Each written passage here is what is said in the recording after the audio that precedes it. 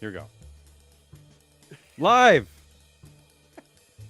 See, I know now that Emma uses that live to help her edit the shows. Oh my God. So I'm going to screw it up by doing it again. Live from a Thursday bungalow in upstate Vermont. All of Vermont feels upstate to me. It's an American pile of biz nuggets, joined as always by Emma, lurking. Mm-hmm.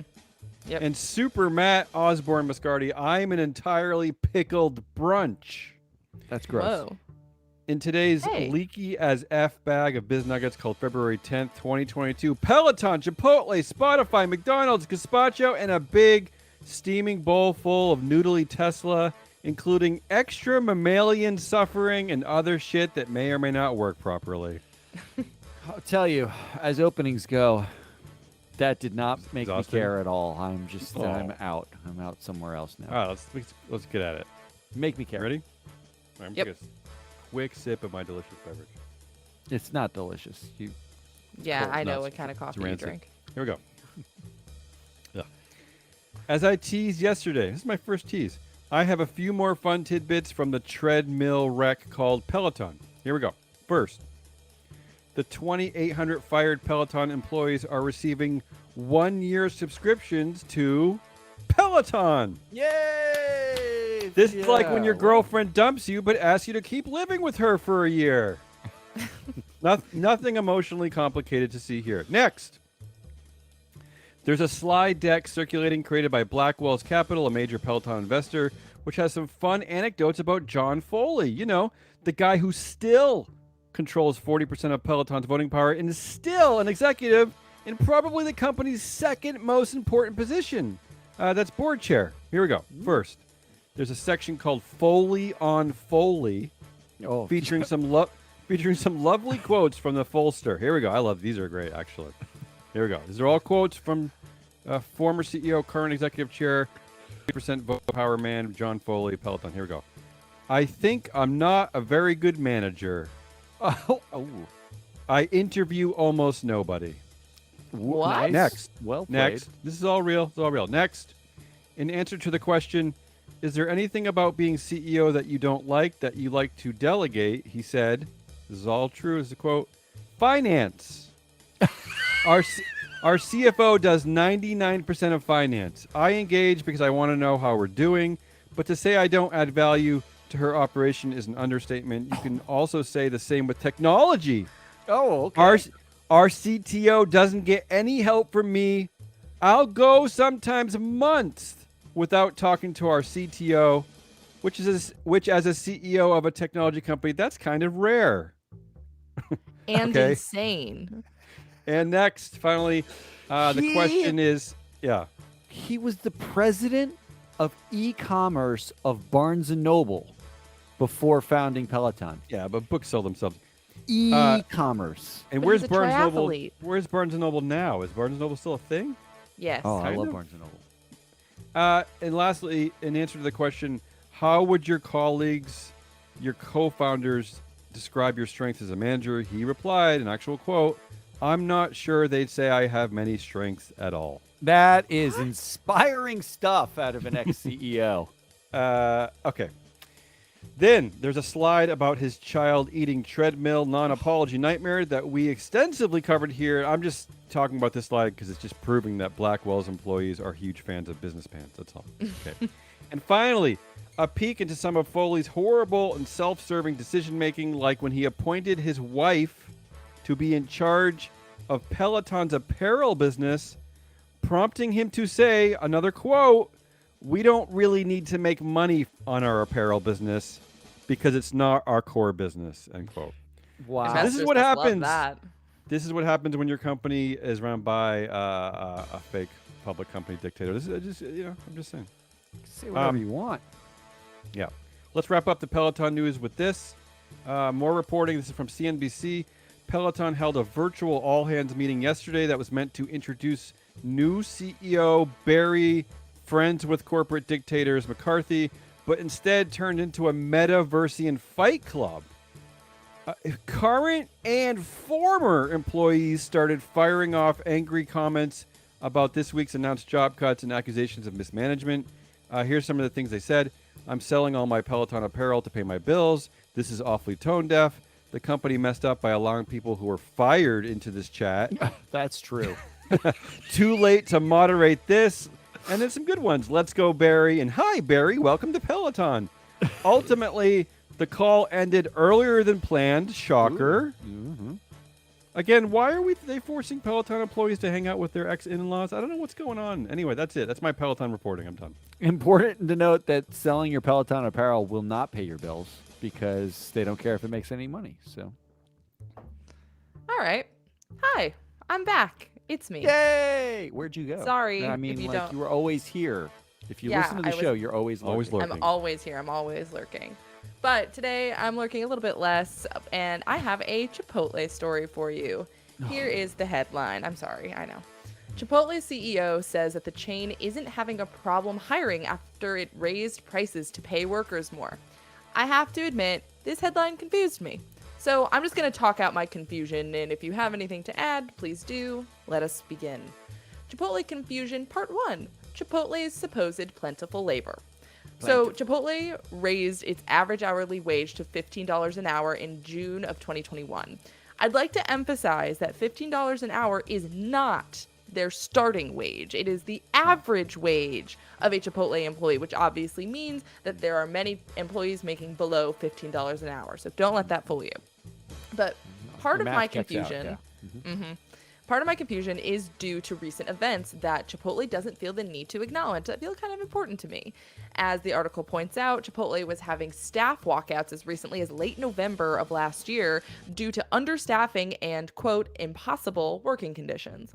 So I'm no expert, but the idea that you can fix your labor issues in a couple of months doesn't make a huge amount of sense to me.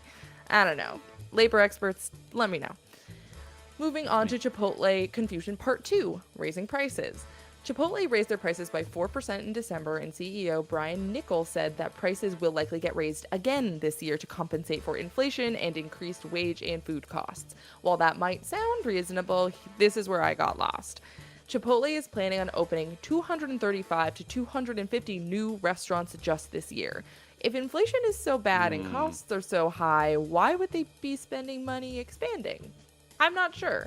And I became even more confused when I took a quick peek at Chipotle's 2021 proxy statement and found that their CEO got paid $38 million in 2020. Chipotle's CEO pay ratio is 2,898 to 1, which is the fifth highest of all S&P 500 companies in 2021. Here's to you. Thank you. I am baffled at how a company as benevolent as Chipotle could be blaming low-wage workers for price increases. It almost feels like, and I'm so sorry to say this out loud, but it almost feels like they're making the public overpay to compensate for extreme executive salaries. Nah, couldn't be. I'm gonna get a burrito bowl now with some extra corn salsa. Yeah. Is he part of the increased wages? Is it a wage? When you're making $38 million, is that like, is it called a wage? Count your What's that wage. called? Yeah, Wage, that's, right? that's the increased wage cost. It's, Yeah, so they're not lying, Emma. is there a one-to-one between the increased wage cost and the E. coli increase? This Oh, just kept me out of totally. Chipotle since. Absolutely. All right, it's time for some quick hits. Here are the headlines that made me chuckle. This is a quartet of headlines. Yes. Ready for this? Yeah, always. Number one, traffic to Spotify cancellation page rises after Joe Rogan controversy. That's think. the headline. The Yeah. numbers are in. Spotify is doomed. The cancellation site went from 26,000 visits on January 25th to 56,000 visits on January 29th. A massive 115% increase, especially if you ignore the monthly 485 million visits to the actual Spotify page. Oh. Well, plus visits. That's not a cancel. I'm gonna say that headline is slightly misleading. Reason to expect this number actually trends downwards, however. This headline popped today. Brene Brown resumes Spotify podcast amid Joe Rogan uproar. In fact, Brene Brown searches on Google, according to Google Trends, are currently at a 1-year high. Presumably, as all people try to figure out who Brene Brown is. Who the fuck Yeah, I is was gonna she? say. Why is anybody talking about her? I don't know. I don't know. Am I outside the zeitgeist? No one Yes, knows who you are. she is. No Okay, disrespect, Apparently, Renee. apparently I'm outside the zeitgeist. Speaking of Spotify, number 2. This headline hits home after such a massive spike in cancellation visits. Lifehacker asks today, which music streaming service is the most ethical? Ooh. If you're looking for a punchline, Lifehacker suggested that buying the albums from the artist directly on a site like Bandcamp is probably the best, most ethical way to do it. Seems But right, if you don't yeah. want to buy the album, the most ethical way to get your music is, wait for it, Don't. Napster. Oh my god. What? I'm not Oh my joking. God. The company that stole every musician's music in the Interesting. 90s is now the most ethical company for musicians. This proves the point, actually. Proves Mark Zuckerberg is correct. If you fuck up enough, you get ethical cred later on. You're the one my who can God. fix it. You're That's- the most ethical. Is that something he's reporting? I think that's Yeah. what they've said. They should be able to build the metaverse because of all the learnings from screwing up social media. Napster's Right. proof. That's how it works. Speaking of ethical, headline number 3. McDonald's. That's right. You see the link there? Ethical and McDonald's? McDonald's Sure.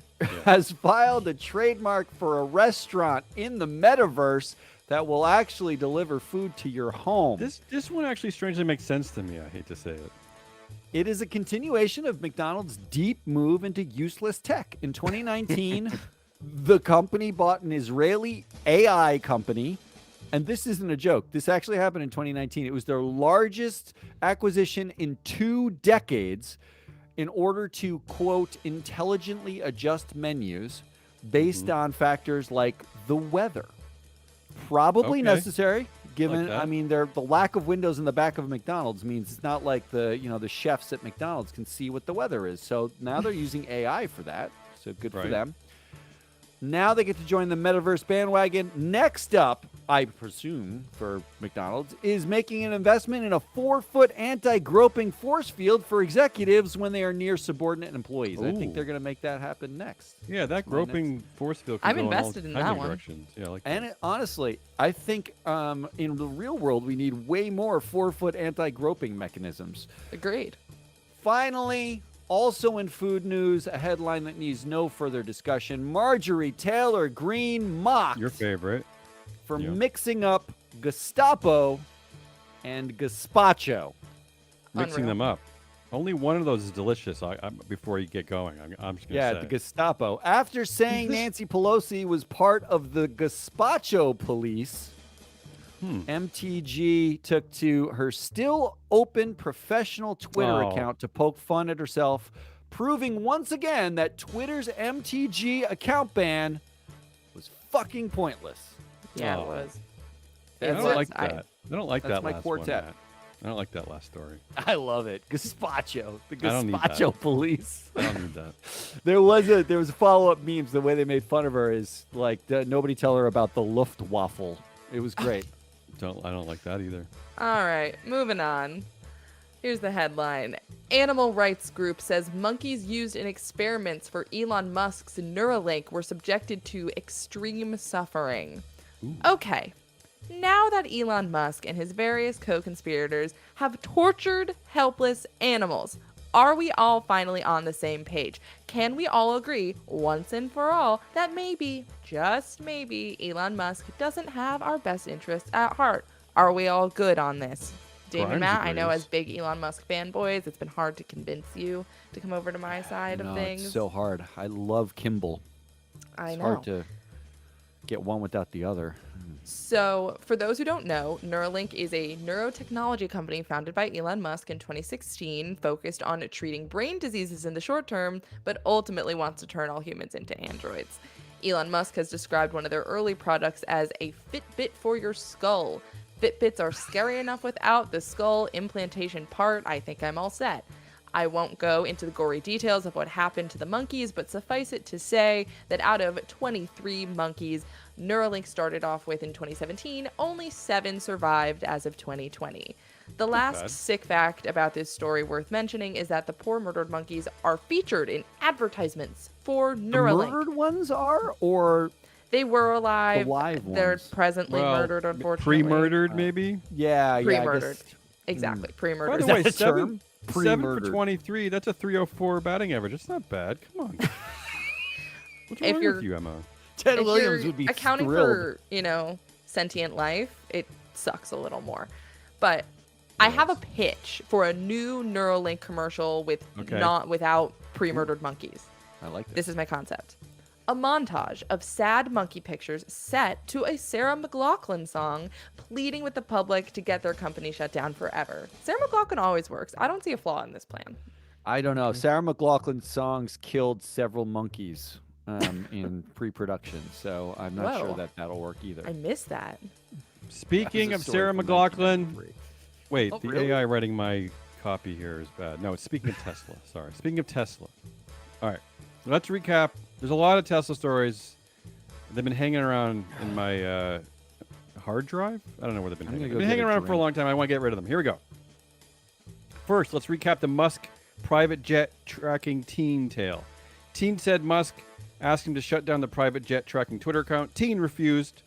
Musk offered him $5,000 to close the account. Teen asked for $50,000 and an internship. Musk Yeah. blocked him on social media. Teen asked for a Tesla. Scott Painter, CEO of Autonomy, a subscription service that leases Teslas, offered to give the teen a free Tesla for 3 years. Teen said no. Why? I don't understand that story. A free Tesla for? Okay, all right, moving on. Anyone have any last thoughts about that? Nobody I cares. like Moving on. teens. I like that this is just I like that they refer to them as teen. That's A it. free Tesla for 3 years, though. I mean, I don't know. That's like the biggest Tesla tease in history. All right, moving on. Tesla is recalling nearly. Did they 54 offer him any pre-murdered monkeys? That's the question. Well, they're in the trunk, invariably. Tesla is recalling nearly 54,000 U.S. vehicles with full self-driving because the software fails to fully stop at stop signs. The rolling stop feature allows a Tesla to drive through stop signs at up to 5.6 miles per hour. I know what you're thinking. That sounds dangerous. Get rid of the rolling stop feature. But don't get rid of the rolling stop feature for safety. Get rid of it for Tesla's new feature, Tesla Mic, which features a Yeah. pair of Tesla-branded karaoke microphones so that drivers and passengers can sing along, with pre-built-in, pre-installed karaoke songs, but only when the Tesla is stopped. You see? Oh, Come on, you got it? Okay, that's a game theory. I love that. forget Sophie's choice. This is an ethical dilemma for the ages. Rolling stops or Tesla-branded karaoke? Oh, Karaoke for the ages. Yeah. Absolutely. Chinese people have made their decision already. Here's the headline. Tesla's $188 in-car karaoke microphones sold out within an hour of launch in China. wow. Up next, Tesla is recalling up to 817,000 cars over seatbelt alerts that might not work. Might? How many could there are? There are about aren't there like 800,000 in circulation? Might How many cars not are there? work.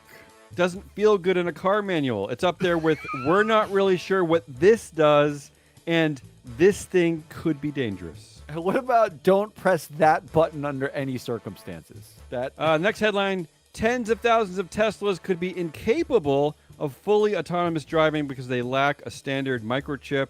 As an aside, I like this. I love this.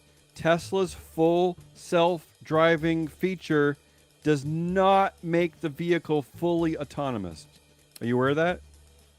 They need to name it different. there's just They a need- lot of use of the word full that's very confusing. And finally, California is suing Tesla over allegations of racial discrimination. This lawsuit just dropped today or yesterday. The complaint claims Tesla's factory in Fremont, California is racially segregated and that black workers are subjected to racial slurs and discriminated against in job assignments, pay, and promotions. Tesla is already facing at least 4 race discrimination lawsuits by employees and is challenging a $137 million jury award to a black former worker in the Fremont It's factory. so weird that There you the go. It's only black executive left recently. It's so weird. There you go. That's the show and Tesla. That's everything. That's everything ever. We could just cancel everything now. We can just end everything. We're done. Whoa. That was our show today. That's Damian Rawlis, Emma Lurking, and I'm Matt Mascardi, your three Damian pre-murdered Impact business Rawlis. pants. Your three pre-murdered monkey business pants executives, bringing you the news of the day. Tomorrow, we have a big show tomorrow. Oh, plug it. Bruce Kahn. Yes. Our former mothership, MSCI, is He's more than joining that. us. Bruce Kahn is a PhD. He has 4 degrees, so he's more than just a guy who works over there. Yeah, we didn't Don't bring undersell over him. Joe from under the 95 overpass. This is fancy expert Bruce Kahn. He's going to join us for the good game. He's going to tell us that we're morons, and that's always fun. So join us tomorrow. We're going to stream live at noon tomorrow, or maybe just after, but right around noon. So it's a great lunch break for you from sitting, listening to your stupid boss tell you about the report doesn't have the right cover on it. Instead, get stoned and listen to us do the good game. Well, you don't have to get stoned, but join us. Otherwise, come back and listen to the podcast if you missed the live show, and you can join us every day here while we bring you the stupidest ESG adjacent news. Is Matt that you still can talking? find. I don't know. What's Yeah, Goodbye. I hear